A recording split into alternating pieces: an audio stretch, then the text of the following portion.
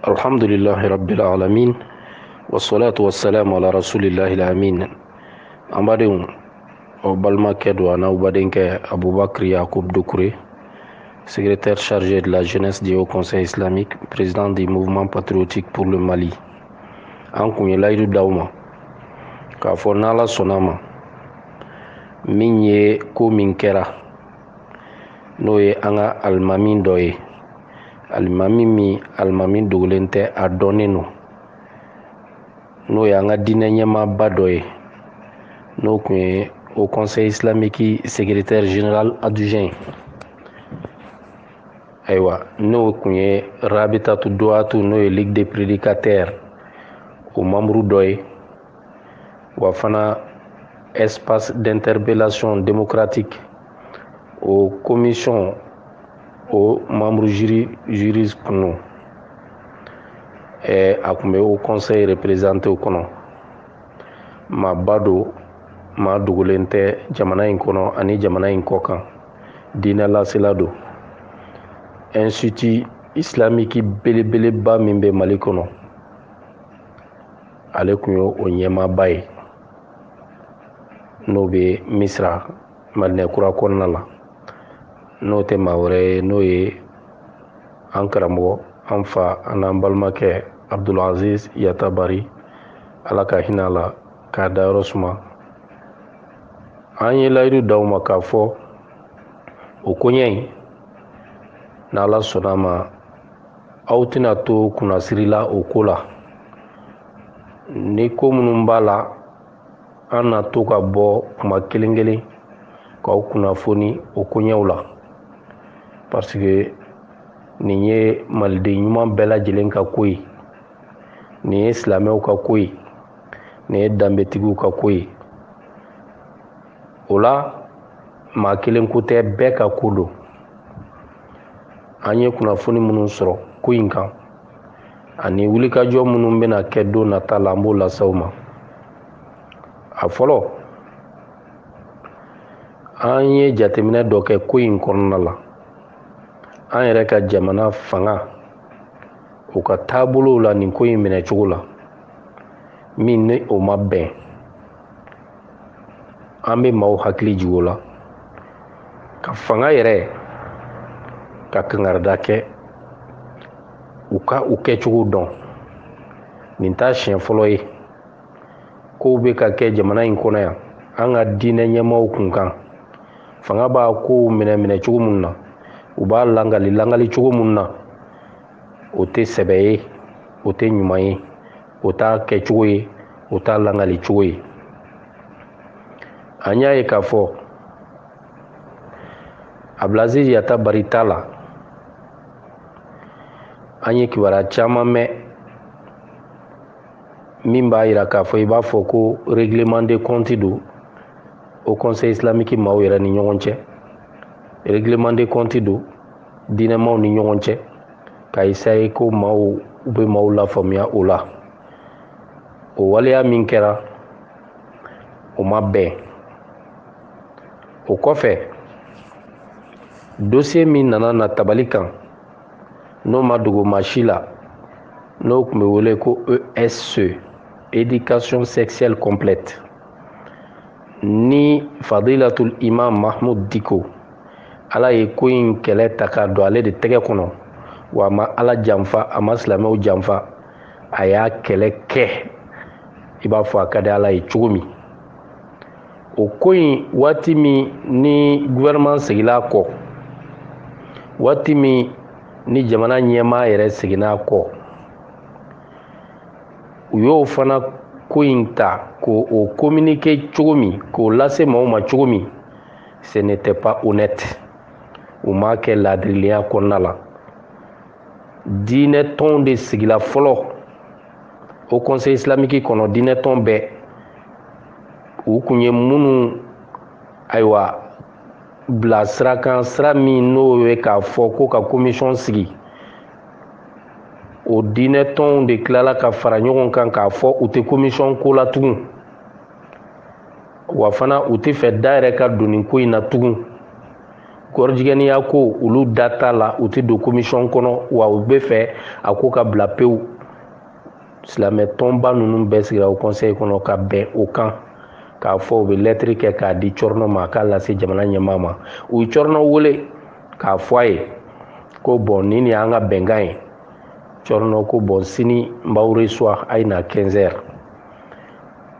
dinɛtɔnw bɛ reçoit de parce que dinɛtɔnw bɛ taa f'u ye ko nin de y'an ka bɛnkan ye a fɔ jamana ɲɛmaa ye k'an t'a la tugun an tɛ commission ko la an tɛ nin ko la a ka dabila pewu u y'an sigilen t'o la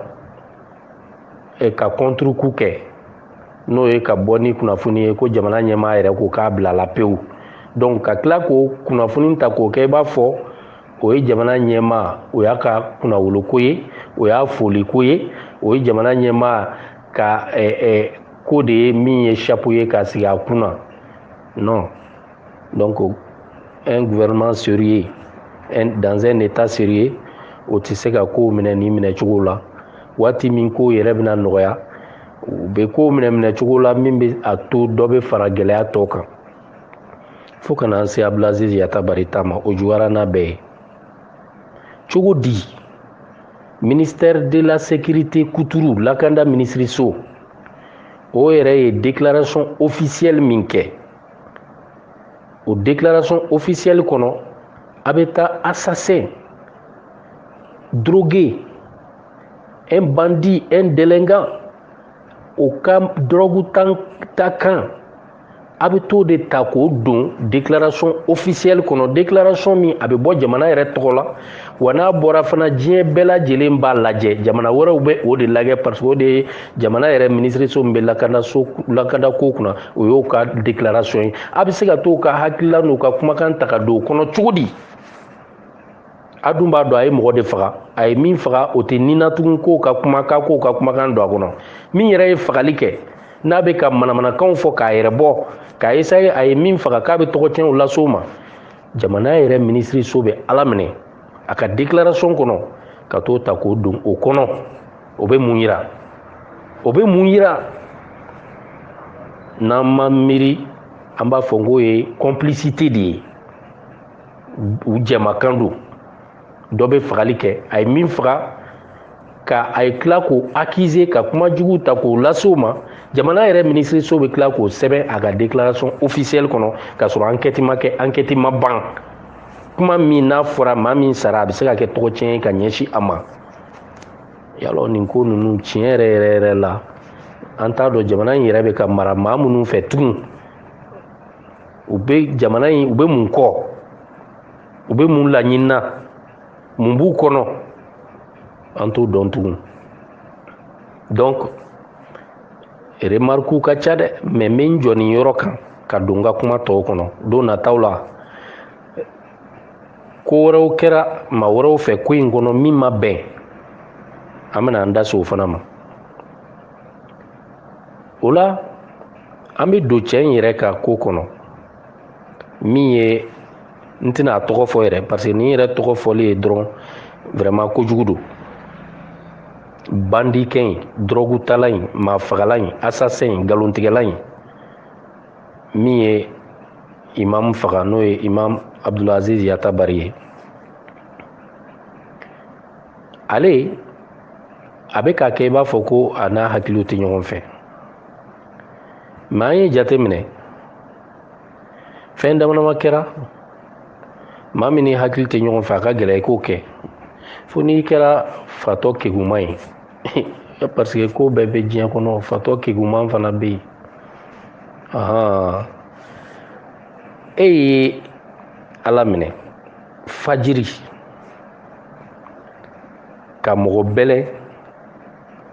i b'a bɔ waati dɔn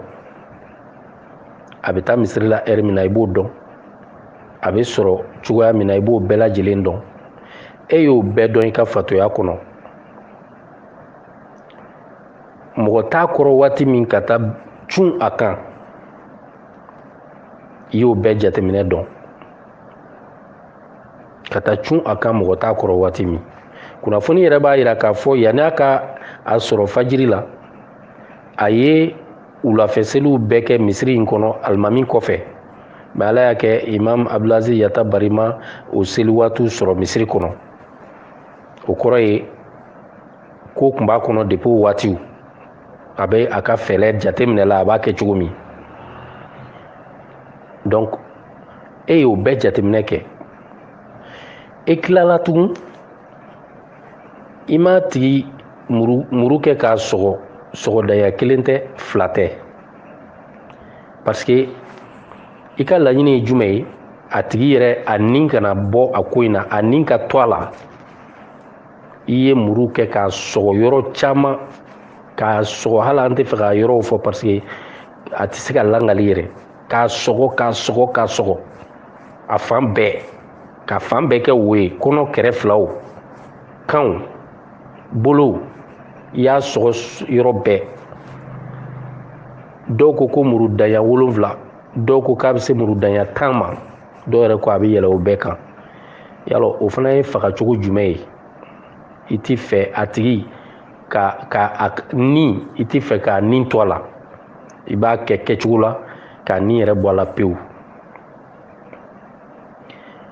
I y'o kɛ i tilal'o la i taamana ka taa polisiso la a ye waati kɛ fɔlɔ o waatinin kɔfɛ i taamana ka taa polisiso la ka taa i yɛrɛ di ka taa fɔ k'e de y'a faga. Nin mana kɛ maa min ye ko fatɔ min ye ou bien maa min n'a hakili tɛ ɲɔgɔn fɛ o ka jate mana se nin niveau ma o fana o ye fatɔ assassin professionnel ye dɛ o ye fatɔ criminel professionnel ye dɛ o fatɔ fɔrilen don a hakili ka di.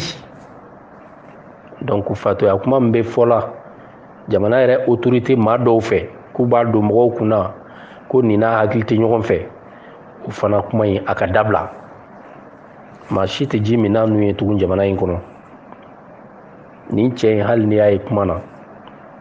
i b'a dɔn ko nin ni fɛn min ka jan ɲɔgɔn na o ye fatɔya ye.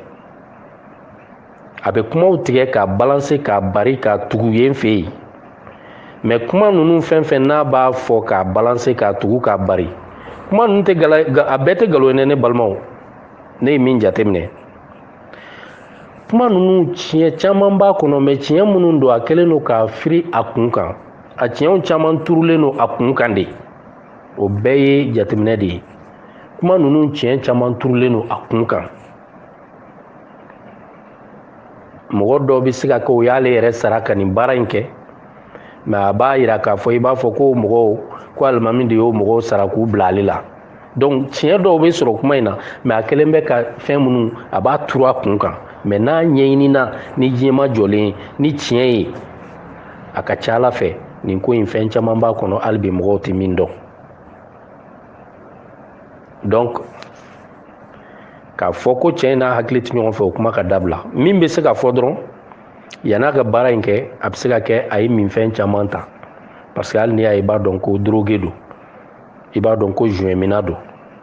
a bɛ drogue ta a bɛ joint ta donc yan'a ka baara in kɛ a bɛ se ka kɛ a y'o hakili yɛlɛma fɛn caman ta yaasa ka se k'a ka fagacogo juguya in kɛ parce que a ye fagali kɛ cogo min a ka gɛlɛn maa i ka to i yɛrɛ ma ka adamaden faga nin fagacogo la. Donc o effet waati min a taara polisiso la a bɛ se ka kɛ n'o effet bɛɛ ma bila a bɛ kuma dɔw fɔ ka dɔw balancer ka dɔw turu a kun kan tiɲɛ bɛ dɔw la dɔw banabirilen don. Baara bɛ an ka autorité de bolo sa baara bɛ an ka polisiw de bolo baara bɛ an ka commissaires n'an ka enquêteurs de bolo sinon k'a fɔ k'u bɛna fɔ an ye ko nin n'a hakili tɛ ɲɔgɔn fɛ yan n'u y'o fɔ an fana bɛna bɔ an b'u jaabi ni min ye an b'o dɔn n'Ala sɔnn'a ma ni fa de b'a la o fana minɛ cogo ye min ye an b'o dɔn inshallah. Donc an ye kibaruya min sɔrɔ n'o ye kibaruya kura ye ko in na an bɛ fɛ maaw k'o lamɛn kosɛbɛ. A fɔlɔ cɛ in a bɔra Haut Conseil islamique la a ma mɛn bi da an y'o kibaruya sɔrɔ mais anw kun ma bɔ a kalama Imam Mahmud Diko fana ma bɔ a kalama parce que u y'a minɛna a danna da la a danna secrétariat niveau la o don fana jamuru kun b'a kun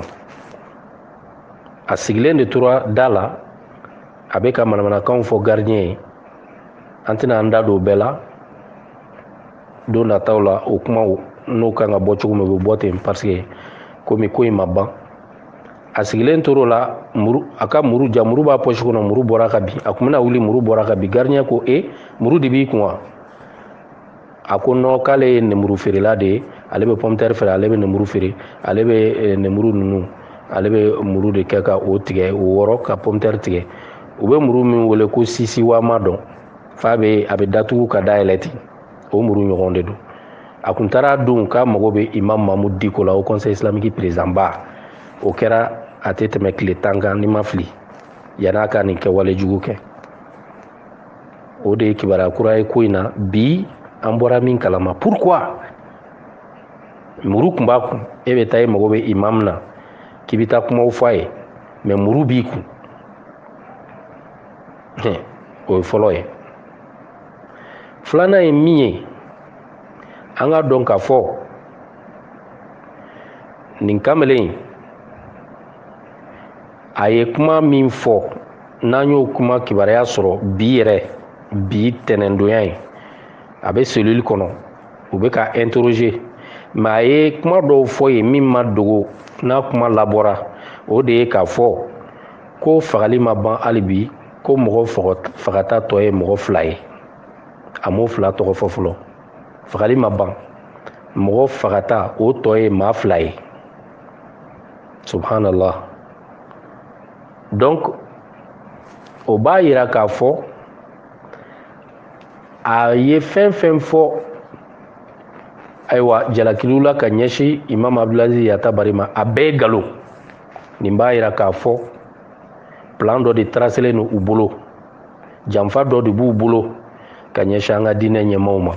n badenw janfa jugu b'u bolo ka ɲɛsin an ka diinɛ ɲɛmaaw ma a kelen tɛ fana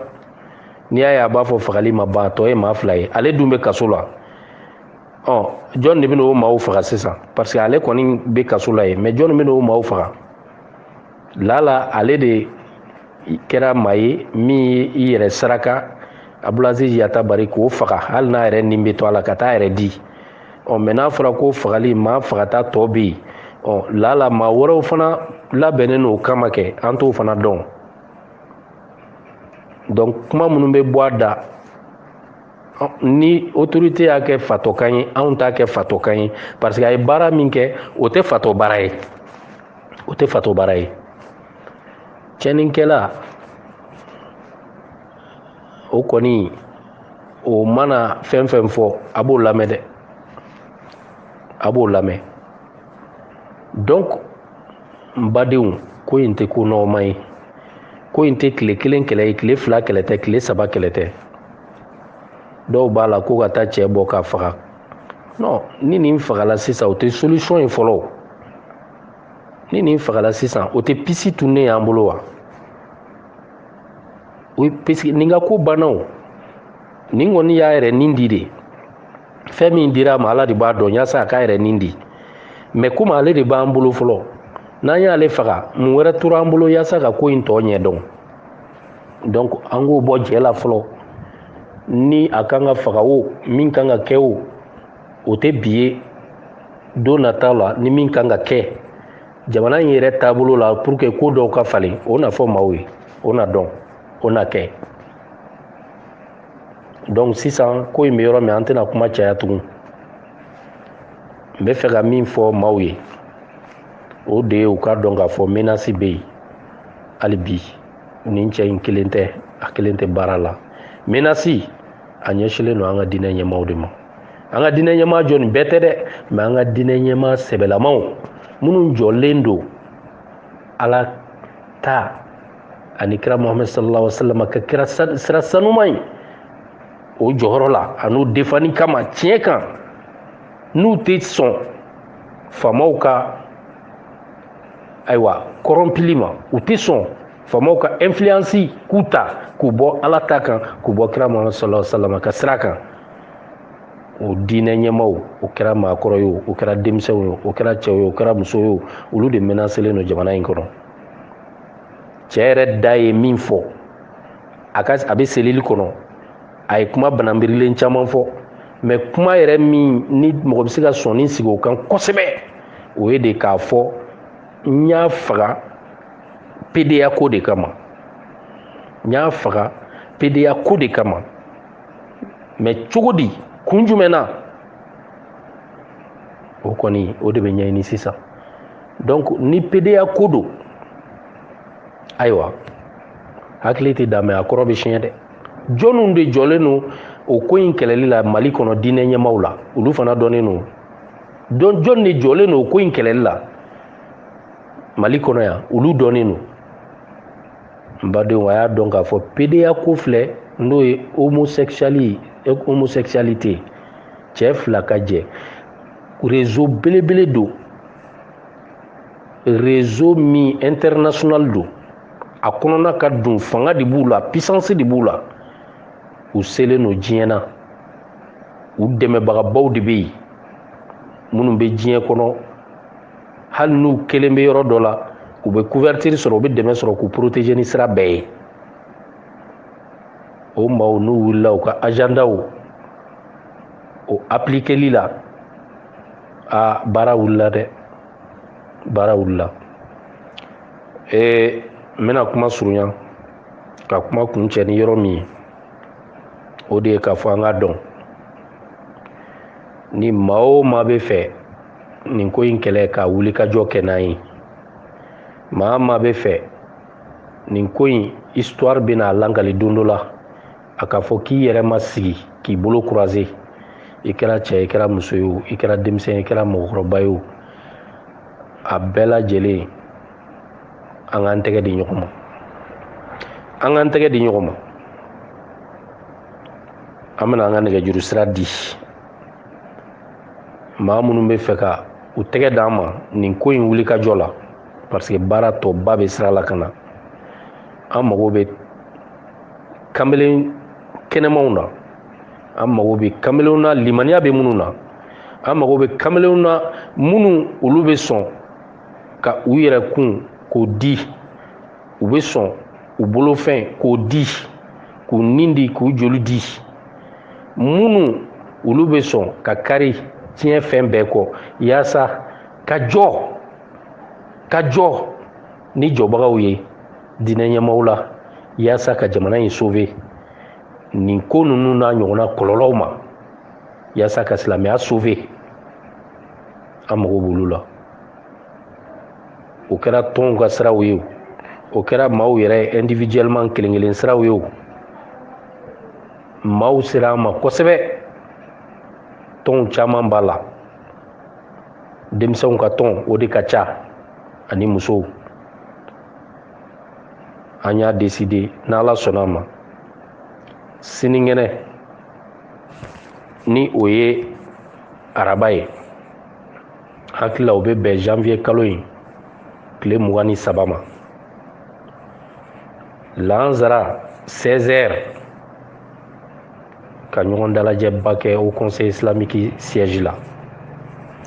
mais jamaba ko tɛ dɛ parce que au conseil islamique siège man bon dɛ an mago bɛ tɔn minnu bɛ yen n'u bɛ fɛ k'u tɛgɛ d'an ma an ka baara in kɛ minnu sera an ma ka ban olu tɔgɔw b'an bolo mais caman bɛ yen minnu ma s'an ma mais a ka d'u ye nin kɛlɛ in ka wuli ka jɔ kɛ ka sɔrɔ muru ma ta marifa ma ta mais an ka laɲini an k'a sɔrɔ o tɔnw bɛ se ka mɔgɔw bila ka n'u représenter a ma fɔ bɛɛ ka bɔ parce que yɔrɔ korolen don an mago t'o ɲɔgɔn jamaba la fɔlɔ mais an bɛɛ bɛna baara duguma baaraw caman de kɛ tɔn fɛn fɛn bɛ yen n'u bɛ fɛ u tɔgɔ ka don ko in na u b'an wele an ka nɛgɛjuru sira la n'u m'an sɔrɔ u ka message bila an ma k'u ka tɔn tɔgɔ sɛbɛn k'u ka numéro k'a la an bɛ tila k'u rappeler mais sinikɛnɛ n'o ye araba ye 16h janvier kalo in tile 23 an bɛ ɲɔgɔn sɔrɔ au conseil islamique siège la lansara 16h an bɛ lansara seli ɲɔgɔn fɛ ka sigi ka hakili jagabaw kɛ ɲɔgɔn fɛ an ka diinɛ ɲɛmaaw an kan ka mun de kɛ ka ɲɛsin u ma yaasa k'u protéger k'u lakanda parce que hali bi an bɛ yɔrɔ min na ko bi jamana a m'a dɔn ko hali fiɲɛ wulila Ibrahim Kontaw u y'o enlever tilegan fɛ an bɛɛ y'a ye ka taa tile caman kɛ n'a ye k'a torturer foyi ma bɔ o la au contraire maa minnu nin k'a la maa si t'a dɔn o ka ko bɛ cogo min bi maa dɔw yɛrɛ bɛ to ka bɔ k'o tigi lafasa foyi tɛ fɔ Misabugu Alimami salon 2017 u y'a faga n hakili la o ye kisɛ yɛrɛ de ci a la u kɔni y'a faga sisan nin fana filɛ nin nin jugara kosɛbɛ nin fagacogo in jugara n'a bɛɛ ye n'a fɔra ko Imam Yata Bari ɲɔgɔn au conseil islamique secrétaire général ligue des prédicateurs membre dɔ don EID n'o ye espace d'interpellation démocratique o membre jury dɔ don parce que ale yɛrɛ ye kalan min kɛ arabukan na Libi a ye avocaya de kalan ani droit a ye droit de kalan arabukan sira fɛ ni ɲɔgɔn maaba Mali madrasa so bɛɛ ka tɔnba o ɲɛmaaba don o ka faga nin fagacogo la mais an ka diinɛ sobaw ani an ka diinɛ ɲɛmaw i bɛ tɛmɛ hali i tɛ polisi kasa mɛn surtout k'a fɔ i ka polisi sigilen y'a da la hali bi an ka diinɛ tɔn ɲɛmaabaw olu kelen de bɛ yaala la sécurité t'u kɔ an dun b'a dɔn jamana in homme politiques tilan bɛɛ sécuriselen don jamana yɛrɛ fɛ a ministres dɔw bɛ yen n'u bɔra ministériya la u tɛ se ka hali sɛfan ci mais sécurité b'u kɔ ka yaala fan bɛɛ donc mais an ka jamana in kɔnɔ symbole tɛ yen diinɛ ɲɛmaaw jatelen tɛ danbe ɲɛmaaw jatelen tɛ jate bɛɛ talen don k'a di homme politiques ma alors que homme politiques de kelen don ka jamana in sigi a sen tabara kɔnɔ a bɛ san joli bɔ donc o la an ka nɛgɛjuru sira o ye 65 65 siɲɛ 2 63 26 65 65 63 26 76 86 82 14 n'Ala sɔnna ma sinikɛnɛ araba lansara an b'a seli ɲɔgɔn fɛ au conseil islamique siège la ka sigi ka kuma ɲɔgɔn fɛ nin ko ninnu bɛ minɛ cogo min n'Ala sɔnna ma a n'aw badenkɛ n'aw balimakɛ don Abubakari Yakubu Dukure assalamu alaikum wa rahmatullahi ta'ala wa barakatuh